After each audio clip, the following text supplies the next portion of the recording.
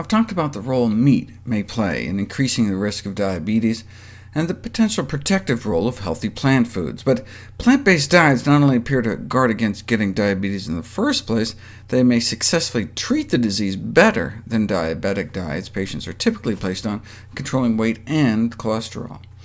Diets based on whole plant foods can result in significant weight loss without any limits on portion size or calorie counting, because plant foods tend to be so calorically dilute. Here's 100 calories of broccoli, tomato, and strawberries. Compare that to 100 calories of chicken, cheese, or fish. People just can't seem to eat enough to compensate for the calorie deficit, so lose weight eating whole plant foods. And most importantly, it works. Better. Plant-based diet beat out the conventional American Diabetes Association diet in a head-to-head randomized controlled clinical trial without restricting portions, no calorie or carb counting. A review of all such studies found that individuals following plant-based diets experience improved reductions in blood sugars, body weight, and cardiovascular risk compared with those following diets that included animal products.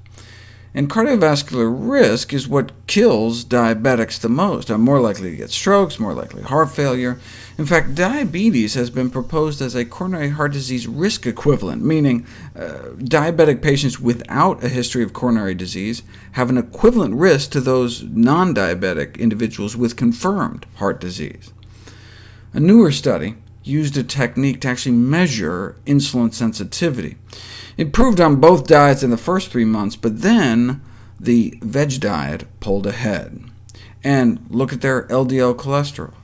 That's what we see when people are put on a plant-based diet. Cholesterol comes down so much, it can actually reverse the atherosclerosis progression, reverse the progression of heart disease.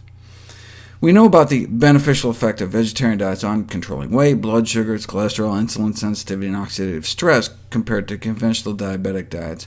But what about quality of life, mood? How did people feel after making such a dramatic change in their diets? In this randomized controlled trial, study subjects were assigned either to a plant-based diet group or a control group. Vegetables, grains, beans, fruits, and nuts, with animal products limited to a maximum of 1 daily portion of low-fat yogurt. And the control group got the official diabetes diet. Quality of life improved on both diets in the first few months, but within 6 months, the plant-based group clearly pulled ahead. Same thing with depression scores. Dropped in both groups in the first 3 months, but started to rebound in the control group. Bottom line, the more plant-based diet led to a greater improvement in quality of life and mood. Patients consuming a vegetarian diet also felt less constrained than those consuming the conventional diet. People actually felt the conventional diabetic diet was more restrictive than the plant-based diet. Disinhibition decreased with the vegetarian diet, meaning those eating vegetarian were less likely to binge, and the veg group folks tended to feel less hungry, all of which helps with sustainability in the long term, which is, of course, critical for changing diet.